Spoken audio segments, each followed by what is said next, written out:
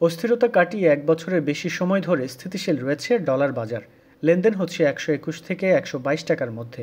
আইএমএফের চাপে গেল মাসে বাজার ভিত্তিক করা হয় দাম।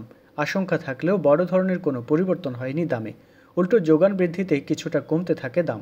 জুলাইয়ের মাঝামাঝিতে তা নেমে আসে ১২০ টাকারও নিচে। মূলত রপ্তানি এবং রেমিটেন্সের উচ্চ প্রবৃদ্ধিতে বাজারে সরবরাহ বাড়ে ডলারের। এর সাথে যোগ হয় বৈদেশিক ঋণ, বাড়ে রিজার্ভের পরিমাণও, যার প্রভাব পড়ে বিনিময় মূল্যে। দাম স্বাভাবিক রাখতে বাজার থেকে ডলার কিনতে শুরু করে বাংলাদেশ ব্যাংক। ১৩ জুলাই কেনা হয় ১৭ কোটি ডলার, ১৩.২ কোটি ডলার কেনা হয়েছে ৪ সেপ্টেম্বর। সব মিলিয়ে এখন পর্যন্ত কেনা হয়েছে প্রায় ১১৩ কোটি ডলার। রপ্তানি এবং রেমিটেন্স মিলিয়ে চলতি অর্থবছরের প্রথম ২ মাসে দেশে আসে $১৩.৫ বিলিয়ন ডলারের উপর। এই সময়ে আমদানি এবং ঋণ পরিশোধে ব্যয় হয়েছে $১০ বিলিয়ন, কিছু বেশি। ফলে বড় একটি অংশ উদ্বৃত্ত থেকে যায়। বাড়তি ডলার টেন্ডারের মাধ্যমে কিনে নেয় বাংলাদেশ ব্যাংক। বাংলাদেশ ব্যাংকের নির্বাহী পরিচালক আরিফ হোসেন খান বলেন, এটা কোনো ধরনের হস্তক্ষেপ না।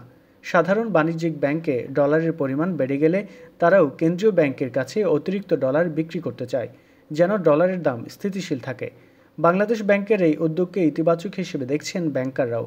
বলছেন, এর ফলে ব্যাংকগুলো ডলার বিক্রির সুযোগ পাচ্ছে, না হলে রেমিটেন্স সংগ্রহে অনাগ্রহ দেখা দিতে পারে বলেও মনে করেন তারা। গেল অর্থ বছরে দেশে রেমিটেন্স এসেছে $৩০ বিলিয়ন উপর, যা আগের বছরের চেয়ে ২৬% বেশি।